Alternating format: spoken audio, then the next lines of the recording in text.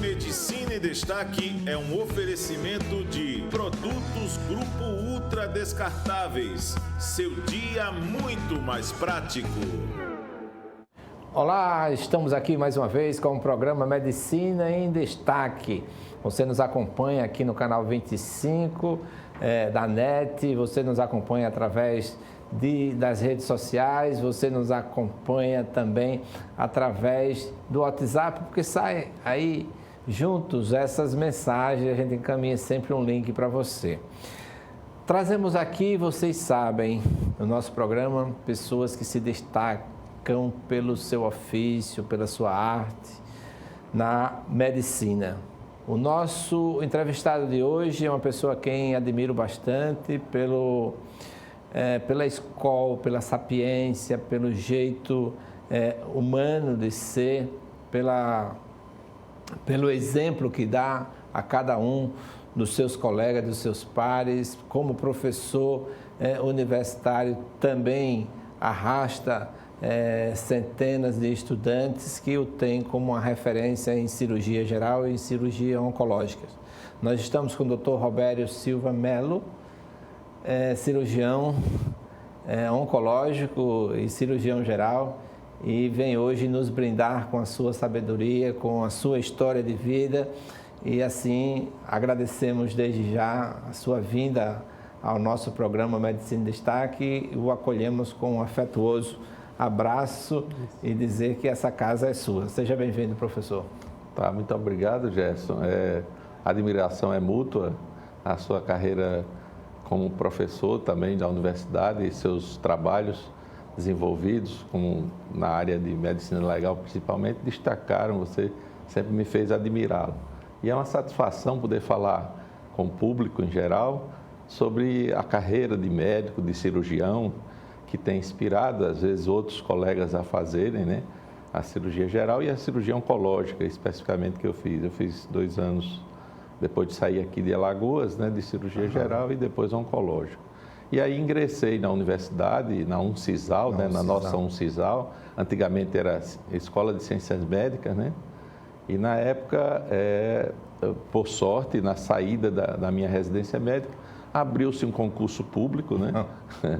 E de professor, e aí eu fui brindado, tendo passado nesse concurso e de médico do pronto-socorro, e estou aí nessa jornada de mais de 35 anos, né? Certo. Exercendo a minha especialidade com muita satisfação.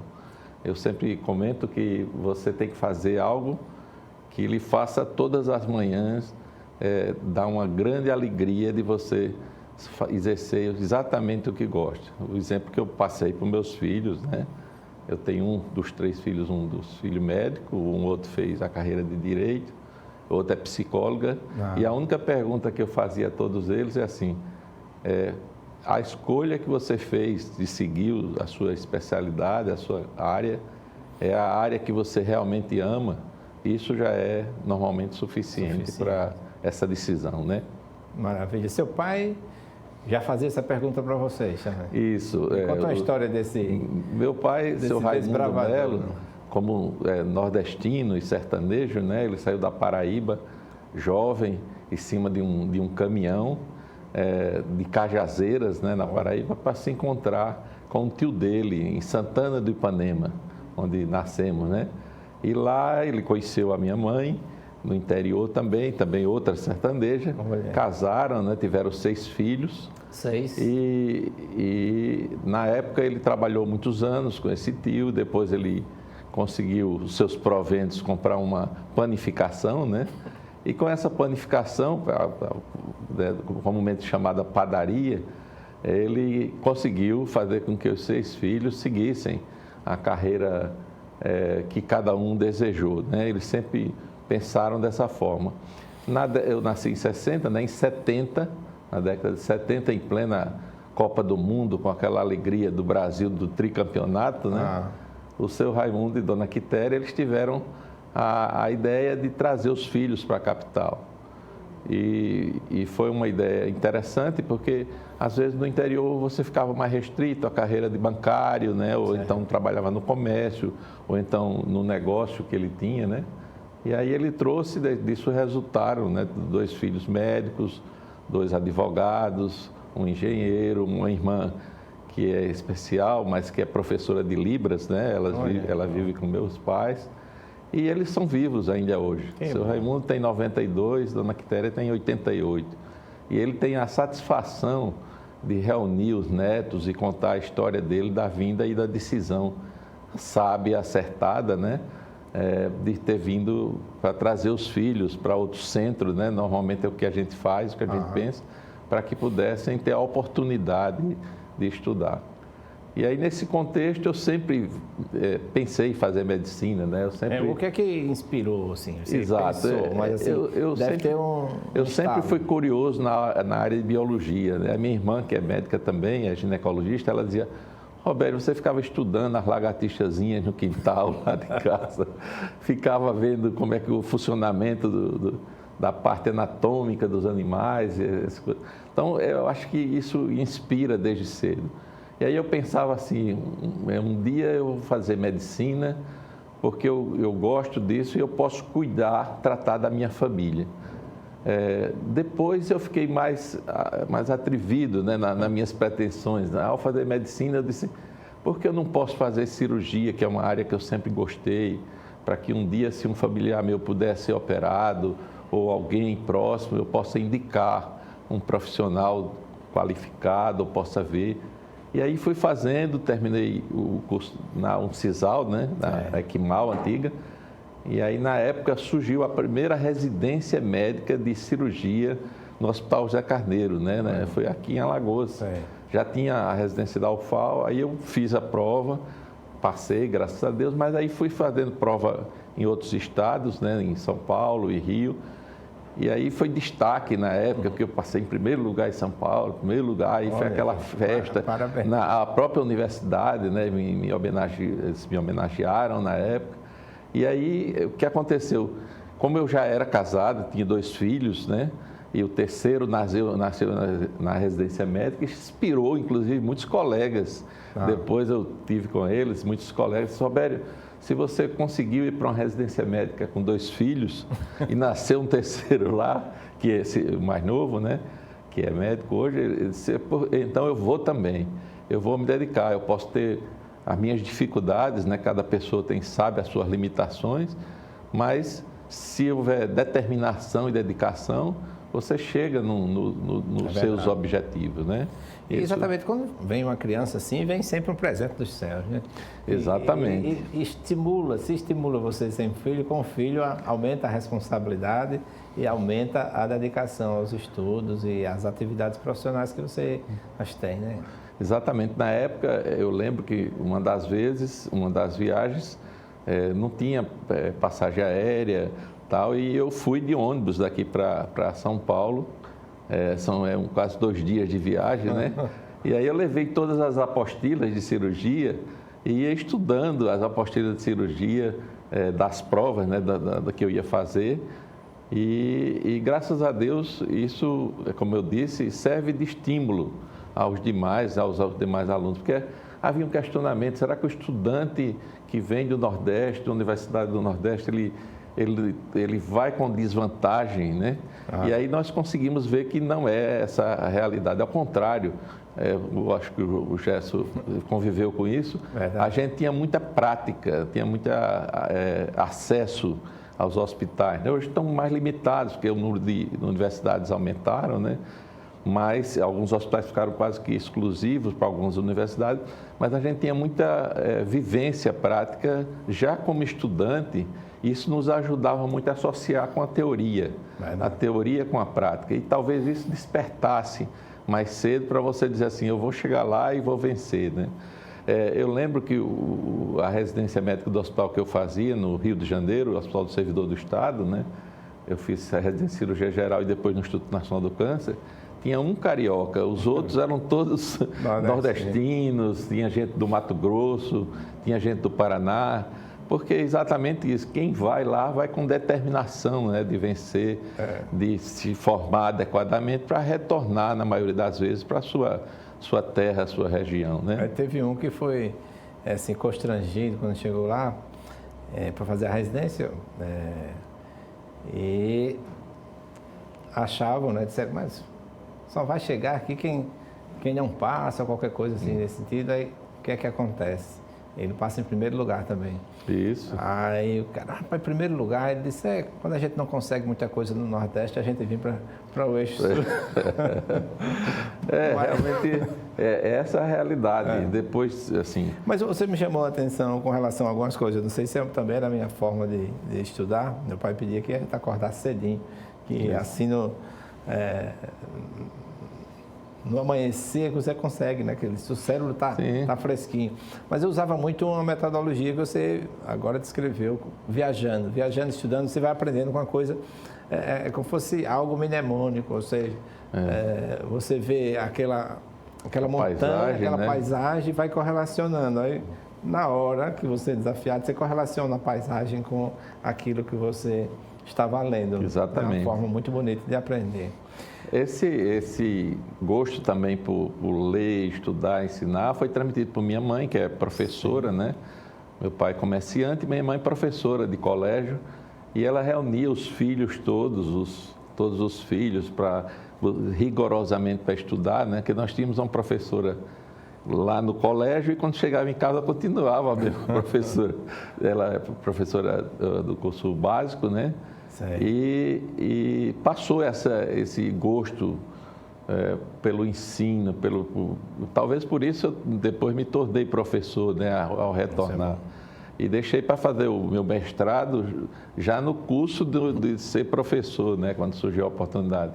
Porque hoje a maioria das universidades, o critério de seleção já exige um mestrado, um doutorado para você começar a ensinar, né? Acesso, Mas, às vezes, na nossa época, né, a maioria dos nossos professores, inclusive, não eram professores de carreira, sim, eram médicos, muitos brilhantes, né? Muitos que tinham uma grande especialidade, uma especialização, e que terminavam ensinando a nós nas universidades. E que mesmo não tendo, eram referências internacionais. Sim, sim, muitos. Assim. Cirurgia. A cirurgia... qual o campo de atuação de um cirurgião geral e, assim, qual essa relação mais aperfeiçoada para a cirurgia oncológica? Isso. Hoje, um critério para você ser cirurgião oncológico, fazer residência em cirurgia oncológica, é primeiro fazer a cirurgia geral. Antigamente, na minha época, né, há mais de 30 anos, eram 2 anos e 2 anos. Hoje passou a ser um curso de medicina, são 3 anos de cirurgia geral e 3 anos de cirurgia oncológica. Ou seja, para chegar até a formação, a conclusão da cirurgia oncológica, o cirurgião vai passar 6 anos, que corresponde a mais 6 anos do curso de medicina. Mas isso é por quê? Porque houve a necessidade de que as pessoas se aprofundassem mais com os avanços tecnológicos que foram progressivamente incorporados, né, a essa especialidade. Então, a cirurgia geral, num passado em que o cirurgião geral operava tudo, né, hoje também gradativamente já chegaram os especialistas. Hoje existe especialista em cabeça e pescoço, né, quer dizer, no início... Em mãos, né? Cirurgião de mão. De mão, cirurgião específico de tórax, nós temos o cirurgião torácico, né? De joelho, né? De abdômen, o cirurgião do aparelho digestivo, né? Mas no início ainda se caracteriza o cirurgião geral como um especialista, né? Que trabalha na área de trauma, né? Que faz a porta de entrada dos hospitais de urgência e ele tem essa formação mais extensa que permite ele abordar qualquer dessas regiões até numa situação inicial de urgência, né? É o que a maioria dos cirurgiões hoje trabalham na área de trauma. Já existe também a especialização, né, do cirurgião de trauma. Alguns colegas só se dedicam especificamente a essa área. Então, hoje, gradativamente, alguns profissionais estão assumindo a área cabeça e pescoço, cirurgião de tórax, né, junto. E o cirurgião geral ficou mais restrito à área abdominal, a cirurgia das vias biliares, cirurgia do estômago, cirurgia do intestino, né, a cirurgia das hérnias em geral, né, e também, como eu comentei, da parte de trauma nos hospitais de urgência. Depois disso, normalmente o cirurgião entra na área de cirurgia oncológica, caso ele tenha aptidão, e aí ele vai operar câncer, né? Câncer também, em algumas, hoje já existem os cirurgiões específicos para algumas áreas, né? Na área oncológica, por exemplo, o cirurgião oncológico já se responsabilizou na cirurgia urogenital, na cirurgia urológica, mas o urologista hoje, né, ele faz também, evidentemente, essa área. Hoje mesmo eu estava assistindo um colega, um urologista, fazer a primeira cirurgia robótica aqui em Alagoas, lá na Santa Casa, e era uma neoplasia de próstata, e esse colega estava realizando esse procedimento. Então, eu acho que gradativamente vamos ter profissionais em todas as áreas, né? E profissionais especificamente que trabalhem mais com determinadas regiões do corpo. Durante quanto tempo você trabalhou na unidade de emergência? Eu fui cirurgião 12 anos na unidade de emergência, né? Vivemos épocas muito tumultuadas, né? O Gerson lembra que houve períodos no estado em que um período no passado em que ficou grande parte dos meses sem pagamento, houve até greve, que nós nunca pensávamos, há muitos anos atrás, né, chegar um dia até fechar o pronto-socorro, mas superamos essas dificuldades, né? Na época eu era coordenador da cirurgia do trauma lá do HGE, fui durante 2 anos, e aí houve uma oportunidade de continuar na área cirúrgica, mas mais vinculado ao CISAL, né, a Escola de Ciência Médica. E aí eu me afastei, né, do HGE, né, que na época era o Hospital do Pronto-Socorro, e hoje é uma entidade só, né, juntou o Hospital José Carneiro, né, com o Hospital de Pronto-Socorro, formando o Hospital Geral do Estado. Maravilha.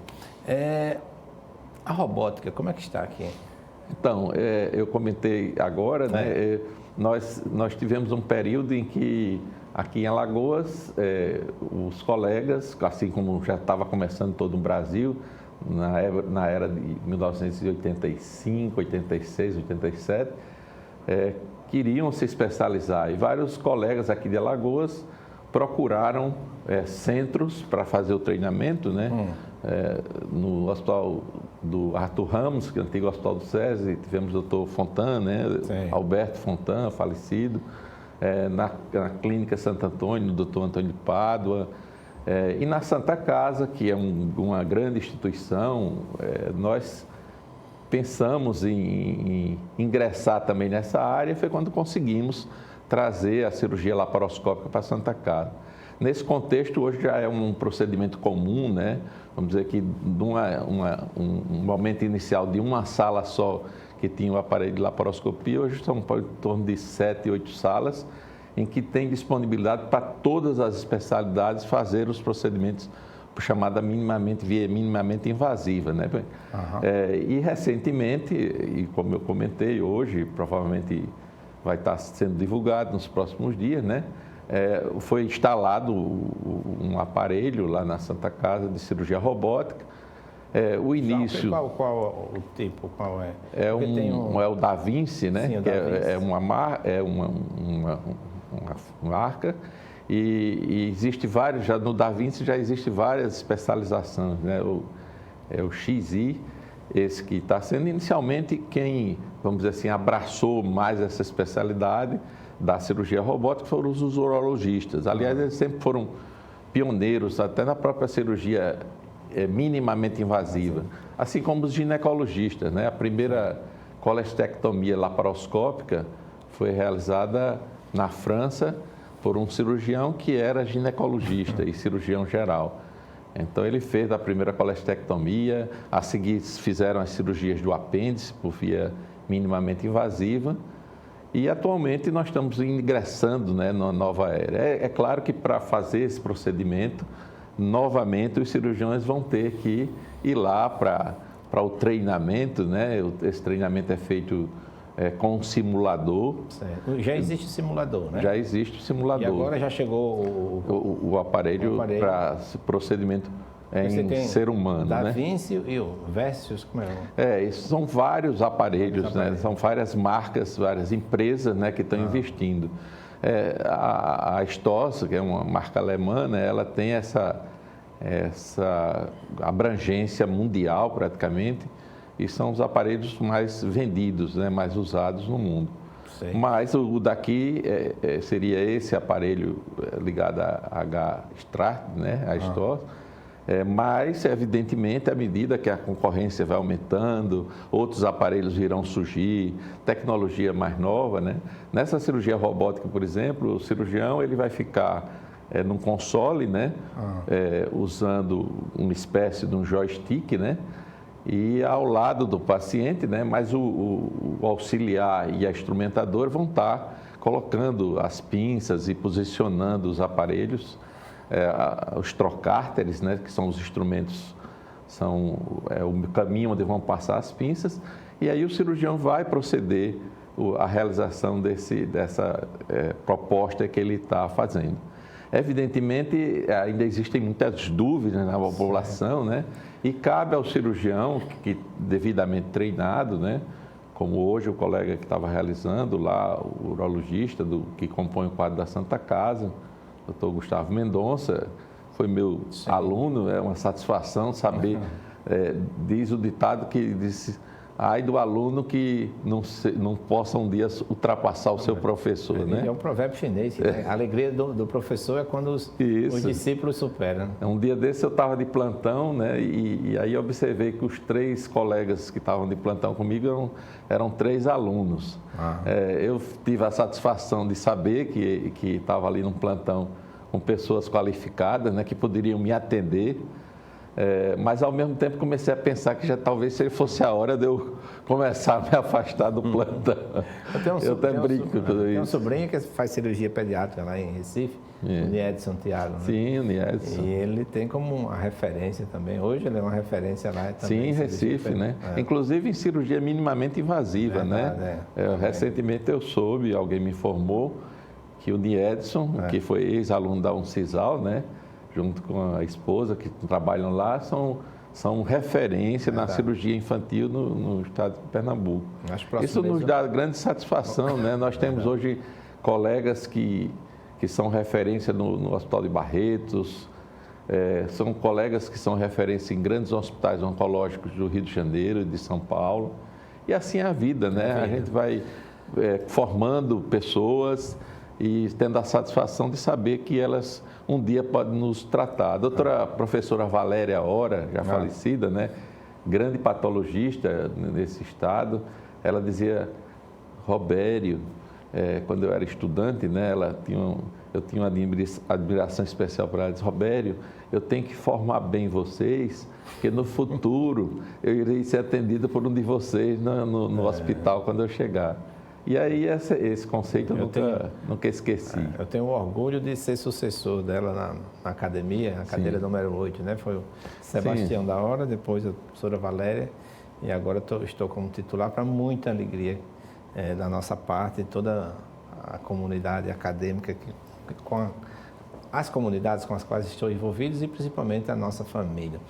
Professor Robério, tem demonstrado, assim, durante essa conversa breve que nós estamos tendo, que a dedicação é apanágio da sua pessoa, né? A dedicação à atividade, a participação familiar, como é que fica nesse contexto? Então, eu entendi também desde cedo que para você ser feliz, primeiro você escolha uma área que você ame, que você goste, que você abrace, mas não esqueça da família e do lazer. Isso. É um trio, né, que a gente deve sempre dividir. O médico, ele é muito exigido, né? Principalmente o médico que trabalha em urgência, o cirurgião geral. Hoje de manhã, por exemplo, quando eu estava antes, logo cedo, o colega ligou, olha, tem uma urgência aqui para a gente operar. Eu fui lá, foi um procedimento de 1 hora, com tranquilidade. E vimos depois para cá, tudo dentro do planejado.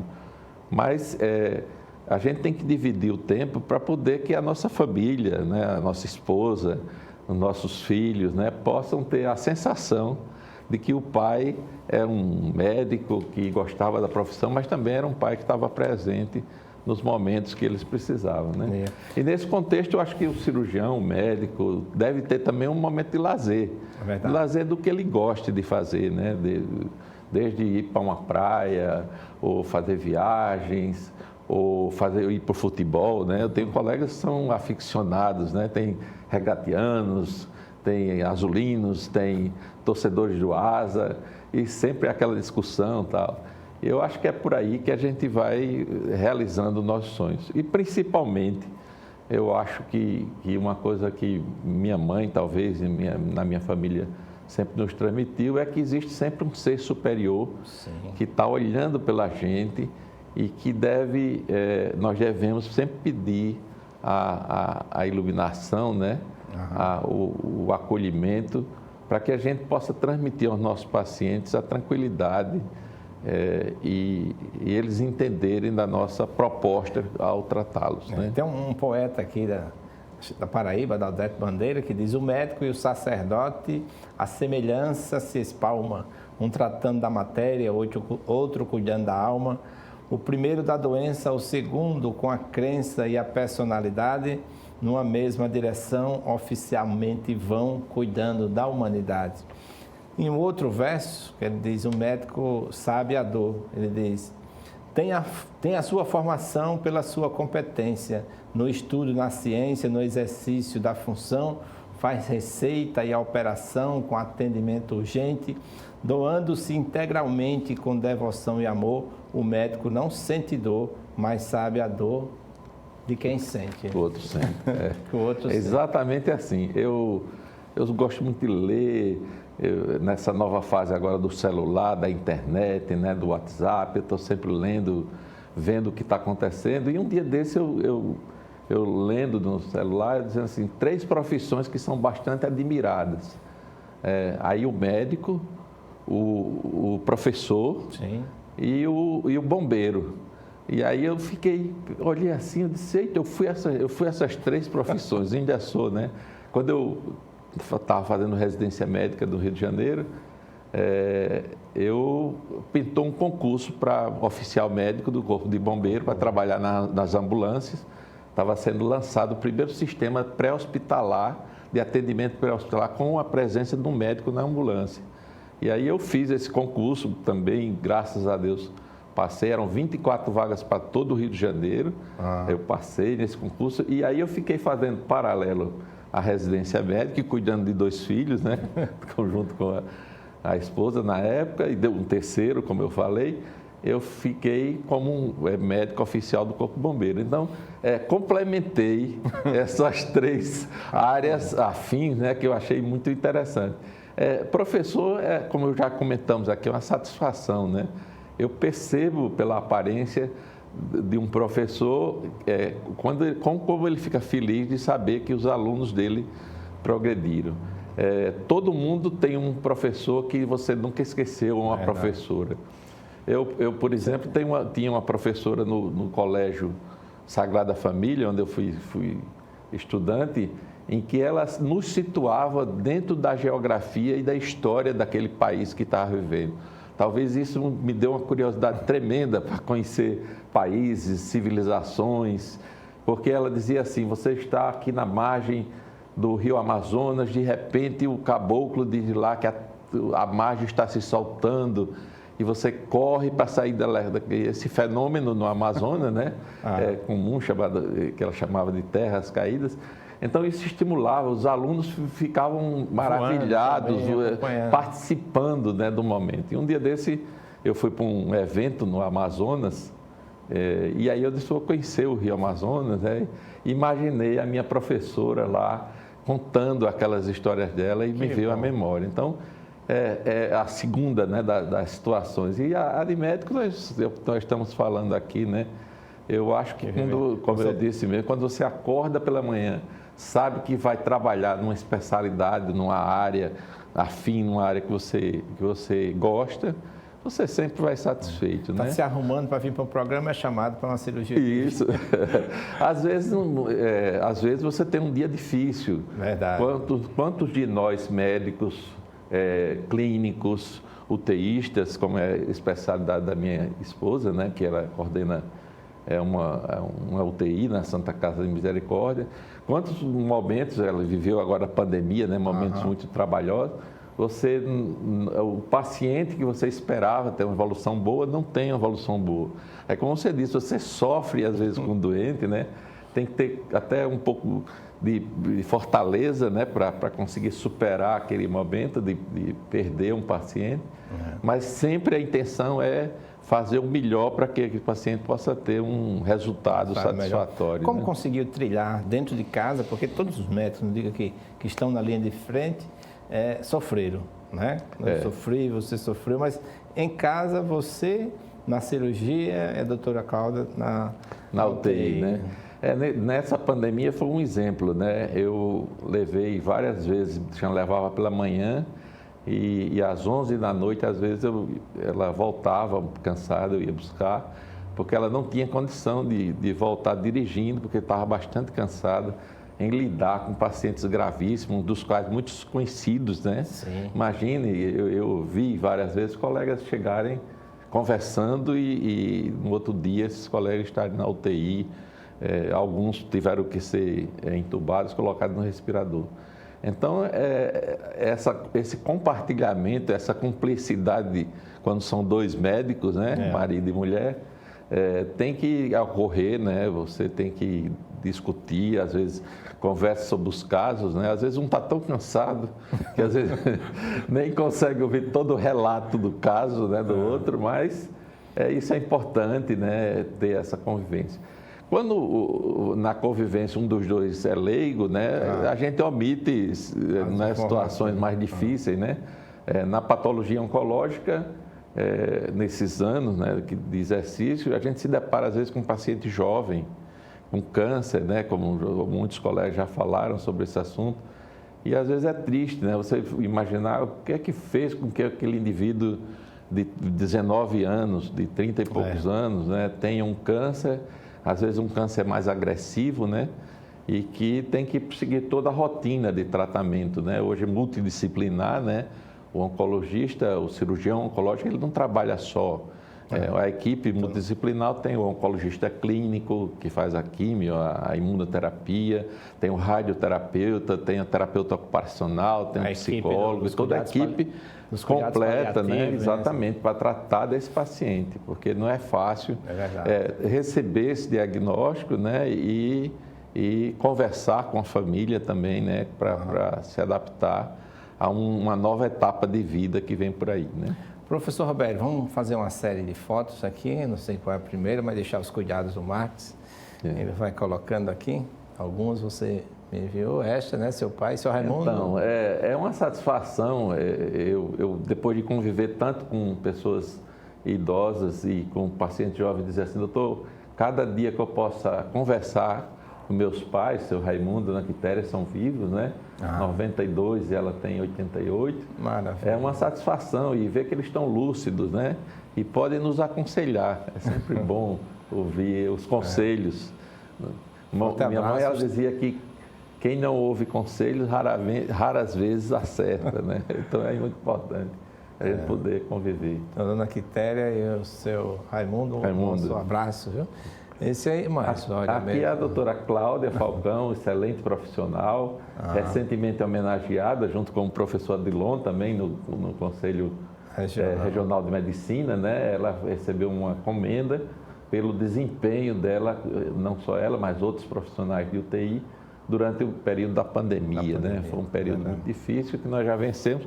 Tomara que nós não tenhamos, né? Tão cedo... Então, uma situação semelhante. Assim, de vez em quando sempre fica numa interação com os telespectadores, né?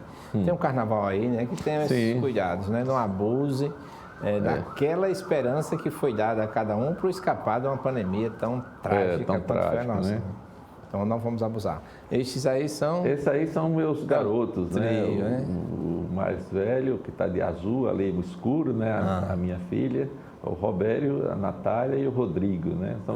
Cada um, como eu comentei, né, seguiu a sua especialidade. Todos, como dizem, cada um tem um perfil, né, de temperamento e todos eu tenho um pensamento especial às vezes de madrugada, para que cada um seja feliz e realizado como eu consegui, graças a Deus, ser, né? Amém. Olha aí. Esses aí são os irmãos, né? A gente sempre faz essa foto desde da infância, né? Então, são o seu Raimundo, eu, o Geórgio de vermelho, o Albino e o Jário, né? Cada um seguiu a sua área, tem seus filhos e futuramente alguns já têm netos, né? Como eu e o Geórgio ali. E se Deus quiser, nós podemos conviver, né? Ter essa convivência com o nosso pai, que foi o exemplo para todos, né? Deixa eu ver se tem mais, professor. Aí a minha mãe com a minha irmã, né, que é médica, a doutora Maria do Socorro, ela é ginecologista e temos uma afinidade grande, né, na convivência do dia a dia, fazer a mesma área de medicina. E aí a minha irmã, que é professora, né, recentemente professora de Libras, e ela convive com meus pais, né, em casa. E é uma folia animada, viu? No pico da madrugada ela estava lá, logo cedinho. Ela tem um fácil parecido com da Cláudia, né? Exatamente, coincidência, né?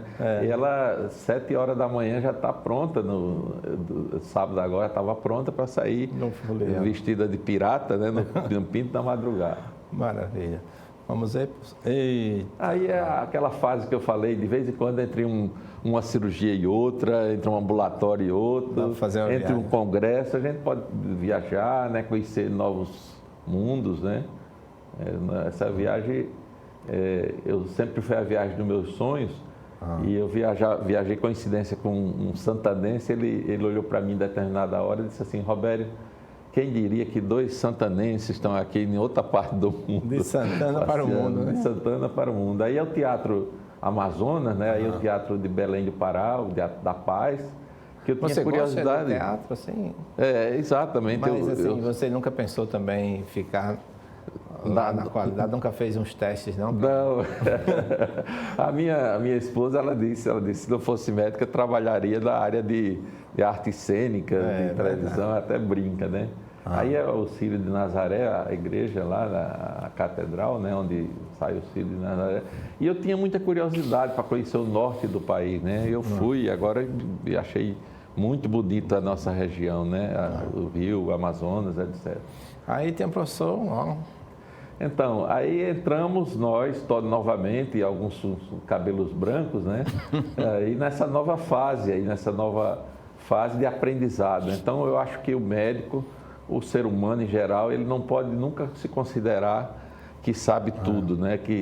Porque todo dia as experiências e a medicina e a ciência se renovam. Eu sempre pergunto a alguns pacientes, assim, colaboradores no exame admissional: está estudando? Eu já terminei. Eu não terminei ainda. Não terminamos, Vamos estudar. Eu concluí um mestrado, né? E aí surgiu um doutorado. Eu disse: não, vou deixar esse doutorado mais para frente. Fiz grande parte dos créditos, né? Mas a tese teria que ir para São Paulo, passar 6 meses.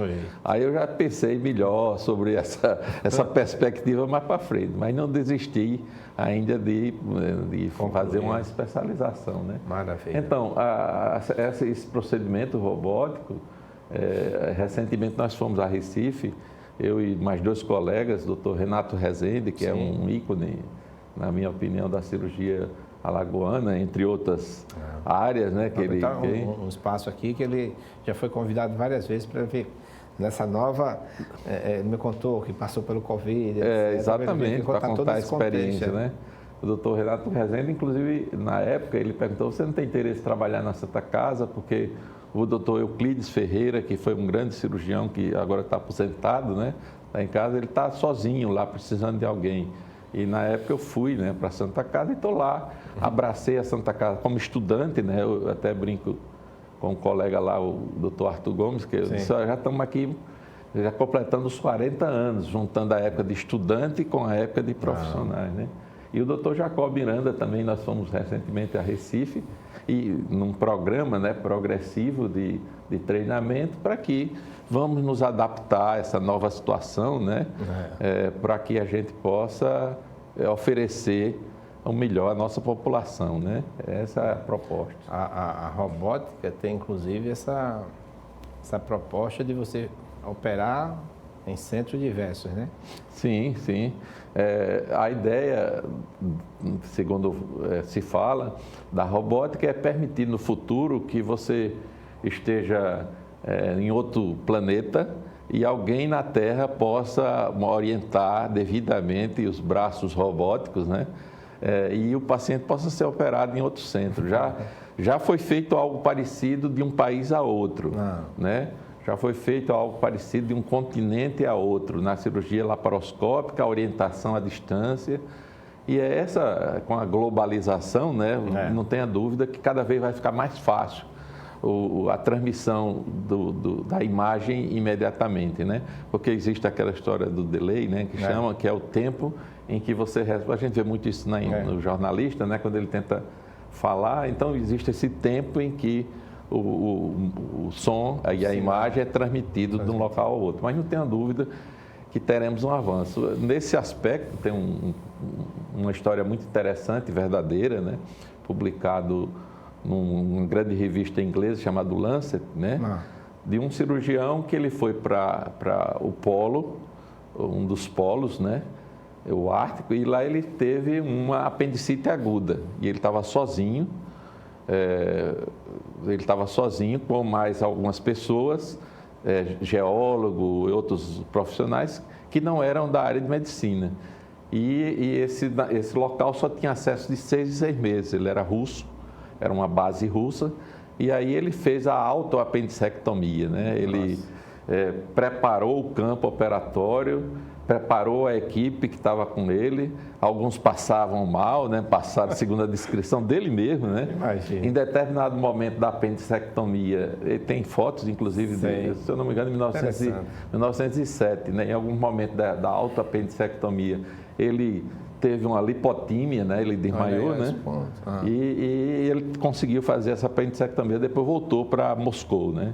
Então, talvez no futuro a gente vá ver coisas desse tipo, né? Não ninguém operando a si mesmo, mas a proposta é que as pessoas, quando operarem o paciente, tenham uma ampla comunicação com professores, com tutores, né? Que esse procedimento normalmente é feito inicialmente sendo tutoriado por alguém muito mais vivido, né? Que vem participar do procedimento. Então, no futuro, a gente vai ver procedimentos talvez realizados dessa forma, sendo orientados, né, por professores e imediatamente a realização do procedimento. Marcos. Né? Então, foi uma coleção. Nós tiramos as outras fotos. Exatamente. Mas conta aí quantas pedras. Então, essa é uma situação muito comum que a gente vê desde o início da cirurgia, né, quando as primeiras colestectomias eram abertas com incisões, às vezes o doente tinha complicações, até na atualidade, né, que são feitos esses procedimentos por via laparoscópica, né, ainda não robótica, porque tudo tem que se avaliar o custo e o benefício, né? Quanto custa fazer um procedimento e o benefício comparando a cirurgia laparoscópica com a cirurgia robótica.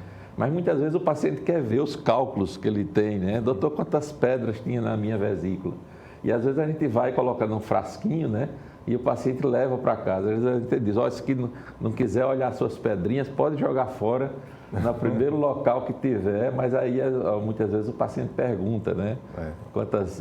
E esse aí foi agraciado com essa quantidade de pedras. Então, aí tem pacientes, né, que contam, né? Tem muitas pedras. E isso é uma das grandes causas de indicação da cirurgia do cirurgião geral, a colestectomia, a retirada... Mas essa daí já foi feita robótica? Essa já foi laparoscópica. A via laparoscópica hoje permite a você retirar a vesícula, você coloca ela num saquinho plástico, né? E através da cicatriz umbilical, normalmente, você amplia um pouquinho e retira o saquinho com a vesícula, que vai para estudo, né? Anátomo patológico. E as pedrinhas que, se o doente quiser, ele leva para casa, né? Senão, elas são descartadas, né? Porque o exame anátomo-patológico da vesícula, o que o leigo chama de biópsia, né? Na verdade, é o estudo da vesícula biliar, ela é feita de rotina, né? Sim. Todo o material retirado, normalmente ele é encaminhado para estudo, principalmente na área oncológica, né? Na área de câncer. Vamos aos vídeos agora. Vamos ver se o nosso repórter de rua está por aí.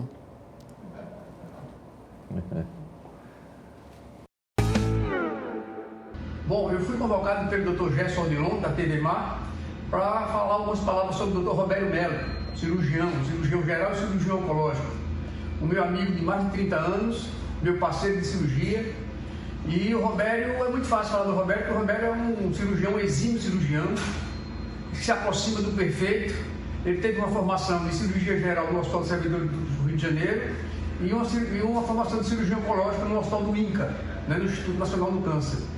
O Robério está aqui há aproximadamente 30 e poucos anos já trabalhando e trabalha aqui na Santa Casa, trabalha no Hospital do Unimed, é professor da universidade, né, da Escola de Ciências Médicas e é coordenador de cirurgia aqui da Santa Casa e da Unimed no serviço de emergência. O Robério é um cirurgião completo, é um cirurgião perfeito, que eu diria, quase perfeito. E nós temos uma parceria de 30 anos aproximadamente. Então, Robério, eu desejo a você muita saúde e vida longa para poder cuidar dos nossos alagoanos. E gostaria de saber o que é que você acha da evolução da medicina para o surgimento da cirurgia robótica aqui no estado de Alagoas. Fez uma pergunta. O Wilson, nós fomos, na época, nos encontramos no Hospital do Servidor do Estado, ele era da UFAL, eu era da Uncisal, né? Somos contemporâneos. E aí desenvolvemos essa parceria de trabalhar juntos ao retornar. Eu recomendo a todos os colegas que estão começando, escolham uma pessoa que você se identifique, que possa lhe ajudar nos momentos bons e também nos momentos difíceis, né? Quantas vezes nós já nos socorremos, né? Nas emergências, né? Hoje de manhã foi o exemplo, né? Ele ligou, foi ele, né? Disse, eu estou aqui esperando, pode vir, eu digo, vamos agora. E eu sabendo disso, mas você não sabia dessa. Não sabia, né, do vídeo, foi uma grata satisfação. E daí tinha outra a seguir, né? Mas aí eu vou para outro local, a colega que estava lá já ficou de ajudá-lo na cirurgia seguinte. Então é uma pessoa muito respeitada, né? De União dos Palmares, né? O Wilson. E temos uma convivência, uma parceria de muitos anos, do qual me deixa bastante tranquilo de saber que numa emergência, né, numa necessidade de uma mão, nós temos uma pessoa como ele que é hábil e excelente caráter profissional. Mais, Bom dia, grande Gerson, e bom dia ao meu querido professor doutor Robério Melo. Meu contemporâneo de graduação, ele fez na EQMAL, né, na Escola de Ciências Médicas, eu fiz na UFAL, mas a gente andava sempre juntos, principalmente no pronto-socorro, nas áreas de urgências, que nós tantos gostamos e ainda fazemos até hoje. Hoje, o Dr. Robério é o nosso coordenador na Santa Casa de Misericórdia, né? E eu queria aqui homenagear meu amigo, um grande prazer você estar ilustrando aí o programa do nosso amigo Gerson, um grande baluarte da medicina do estado e brasileira, não é? Grande profissional, grande mestre, professor da universidade, e é uma satisfação muito grande, Robério. Desejo a você muito sucesso ainda. Temos operado juntos, né, vários casos, alguns complicadíssimos, que você sempre tem brilhado, né, e na condução do pós-operatório desses pacientes. Parabéns, um grande abraço, sinta-se assim abraçado por todos nós. A minha esposa Laura manda um abraço para você também. Viu? Muito sucesso, muita paz e muita saúde. Que Deus lhe abençoe. Um grande abraço, amigo Gerson. Muito bem, o Amauri, é bom saber que nós temos colegas aqui em Maceió e em todos os interiores, né? O Amauri abrangeu hoje vários interiores, dos quais São Miguel dos Campos, hoje ele é uma referência, é uma excelente pessoa de convivência, assim como o Wilson em União, assim como nós temos outros colegas em Santana de Ipanema, em Palmeira.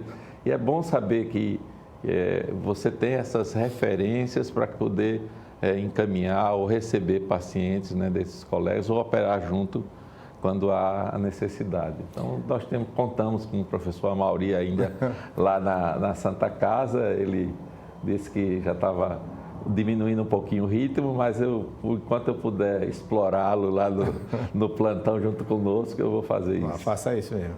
Cabo é trabalhador. Próximo, por favor. Fala do Robério é um prazer imenso. Conheço o Robério de muito tempo. O Robério morava no Trapiche, eu morava no Prado. E todos os dias eu via o Robério passar pela porta da minha casa para ir para o Colégio Sagrada Família. Então, além disso, nós tivemos uma interação que eu observei o Robério com um jogador de futebol. Então, o Robério jogava futebol, era um zagueiro arisco e extremamente eficiente. E esses períodos da infância fomentaram uma admiração efetiva pelo Robério. O Robério hoje é talvez um dos grandes cirurgiões do norte e nordeste do Brasil, um indivíduo estudioso, preparado. E eu me congratulo com você pela eficiência de levar para os alagoanos pessoas como o Robério, com formação, com caráter e com uma grande capacidade de resolver problema. Parabéns, Robério, parabéns, Gerson. Pois é, o Fernando, o tempo nos separou, né, para a especialidade, porque ele hoje é cirurgião plástico, fica mais no HU, mas é uma pessoa que eu tive uma convivência, como ele disse mesmo, desde o Sagrada Família, desde o futebol, né? Ele, por sinal, era um lateral esquerdo avançado, na época já se falava disso, né? E nós tínhamos essa convivência de muito tempo. Recentemente ele assumiu a Sociedade de Medicina, né? E está fazendo um excelente trabalho dentro das dificuldades, né, que nós temos no nosso estado, né, que é um estado pobre, né, da federação, mas as pessoas são muito valorosas. Um recado aqui também para os nossos colegas, que procurem o professor Fernando Gomes, assim, na medida do possível, para fazer uma visita lá à Sociedade de Medicina e ver o que ele está precisando, porque as dificuldades são muitas, né? Não é verdade. Próximo aí, Marcos, por favor. Olá, meu nome é Anderson Cavalcante. Estou com essa oportunidade de homenagear um excelente profissional, um excelente ser humano, o professor Robério, do qual fui aluno, e ainda hoje eu aprendo muita coisa com ele, muita coisa da cirurgia, de humanismo, de tratar bem o próximo, e só tem a ganhar Alagoas com esse excelente profissional. Então, professor, parabéns, continue sendo esse ser humano e essa pessoa fantástica que você é. Um abração. É o Anderson, né?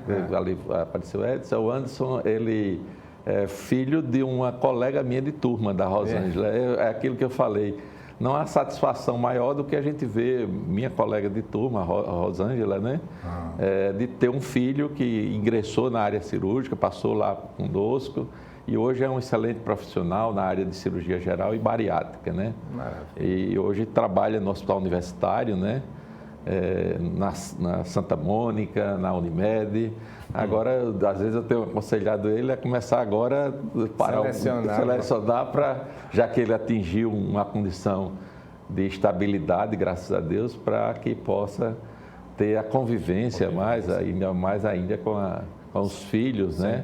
E no futuro os netos, que eu tenho certeza que o Anderson, como uma pessoa ligada à família, vai ser um excelente avô no futuro. Maravilha. Por favor. Robério, é muito gratificante falar sobre você, nessa homenagem que agora você recebe do programa Medicina em Destaque. Você é um profissional de excelência, um profissional extremamente dedicado aos seus pacientes, uma pessoa dedicadíssima à sua família, e é um prazer enorme dividir a medicina e a vida com você. Um grande beijo e parabéns pela homenagem. Esse programa às vezes mexe com o coração, né? Eu já tinha visto, mas não imaginei que vocês tivessem essa capacidade, essa abrangência de conseguir tanto depoimento. A doutora Cláudia, nós temos essa convivência, já dividimos, são netos e filhos, né, de um lado e de outro, e tem sido a maior satisfação saber e conviver diariamente com ela, ouvindo os conselhos, né? Ela diz que o cirurgião é muito direto ao assunto, o clínico e o TIsta, ele é mais amplo nas abordagens, né? E é uma verdade, né, Odilon? Os clínicos, eles fazem uma anamnese bem comprida, mais direcionada. A gente da área cirúrgica, talvez por próprio temperamento, às vezes você examina o doente, faz uma pequena história, uma apendicite já vai para o centro cirúrgico. Mas é muito bom saber e ter uma pessoa que tenha o conhecimento que ela tem. É verdade. E principalmente essa convivência nossa, afetiva, né? E graças a Deus ela compartilha comigo um dos hobbies, que é viajar e conhecer coisas novas, né? Para acrescentar a nossa vida e nossa formação. Você estava falando do clínico e do cirurgião, né? Uma palestra de um cirurgião lá de Recife, num congresso que teve lá em Petrolina, e o cirurgião disse, olha, quem bota o paciente, quem fecha diagnóstico de apendicite é o clínico. Ele disse... O cirurgião vai lá para confirmar, mas geralmente é o clínico. Vai lá para executar a tarefa, manual, né? É verdade. Manual. Próximo, Marcos. Oi, pai, tudo bom? Estou aqui para fazer uma pequena homenagem para você, que talvez represente minimamente um pouco da admiração que nós temos pelo Senhor. Sempre que eu falo de você, eu me emociono um pouco. E eu queria que todo mundo soubesse o que você já sabe, o quanto que eu te amo, te admiro. Acredito em você enquanto pessoa, enquanto profissional. Você é a nossa inspiração, o meu exemplo de homem, de caráter, de honestidade.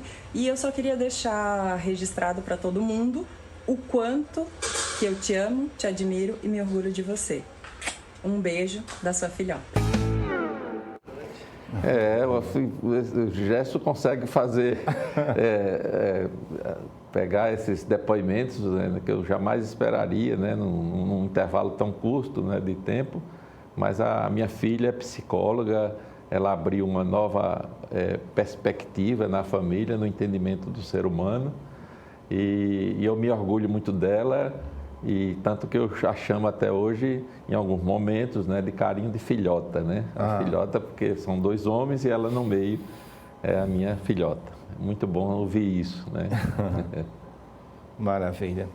Então, esse é um contexto, né, do Dr. Robério Melo, é uma pessoa com quem, assim, partiu, foi na manhã de hoje fazer esse grupo. O Amaury participou, o Pádua também. Isso. E o Pádua fez um vídeo, né? Que eu acho que por ordem técnica aqui. Viu, Pádua? Eu fico devendo, mas esse repórter de rua. O nosso muito obrigado. Agradeço ao Amaury, agradeço o Pádua por levantar tudo isso. E a todos os outros, o Wilson, que eu nunca mais tinha. Eu tenho umas fotos com o Wilson no ESSEM, no Rio de Janeiro. Eita, muitos anos atrás. Muitos anos ainda. Ele era uma turma na frente da minha. E nós nos encontramos lá no Rio de Janeiro e foi uma festa. Professor Robério Pádua, chegou agora. O Pádua. Não podia faltar. Ele vai fechar com chave de ouro, porque essa imagem ele fez de um lugar bem diferente. Vamos ver o que ele diz aqui. Acaba bom, o repórter de rua hoje está na praia, repórter de rua na praia, mas eu gostaria de parabenizá-lo pelo fato de trazer uma pessoa muito importante aí para o seu programa, o meu querido amigo e colega Robério, exemplo de médico, de cirurgião e inspirador das gerações futuras. Um beijo no coração e um abraço para todos. Obrigado.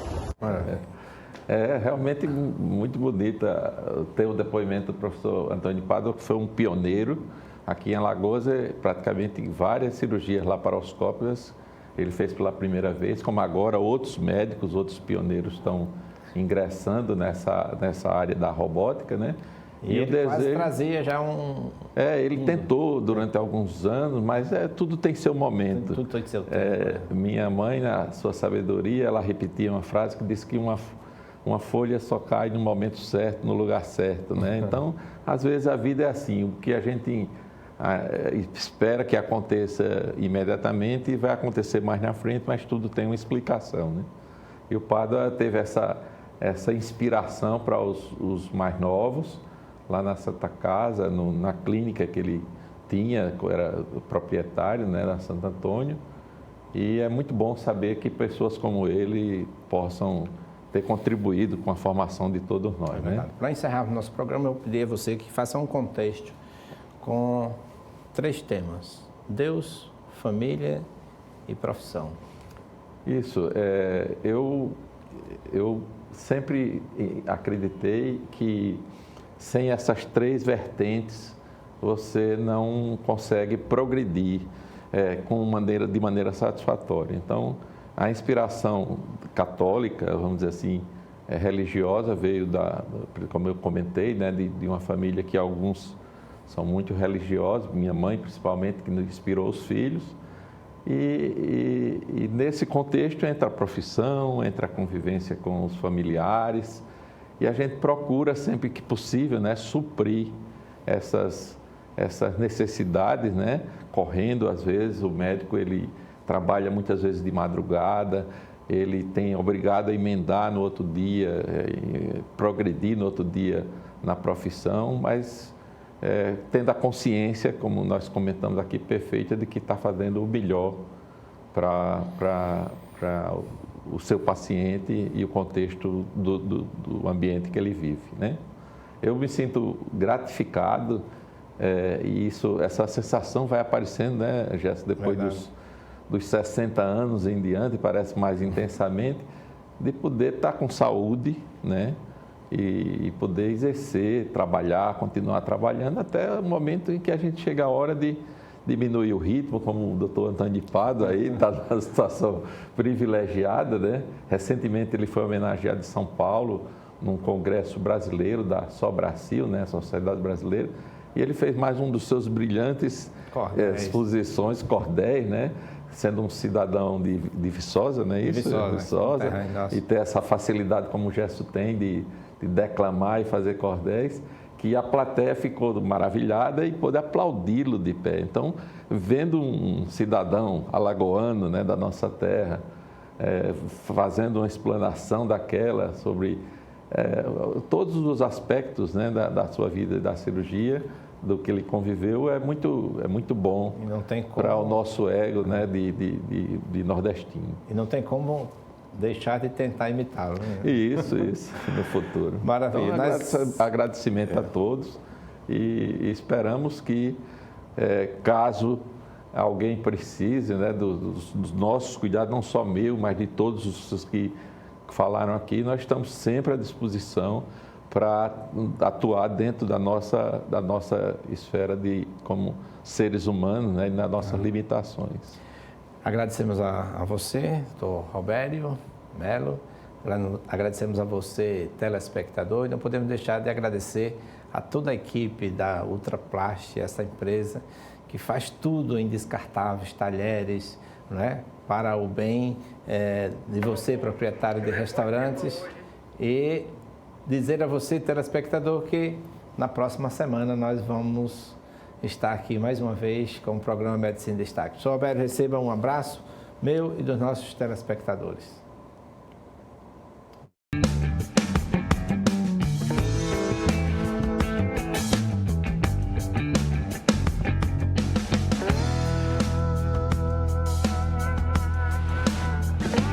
O programa Medicina em Destaque é um oferecimento de Produtos Grupo Ultra Descartáveis. Seu dia muito mais prático.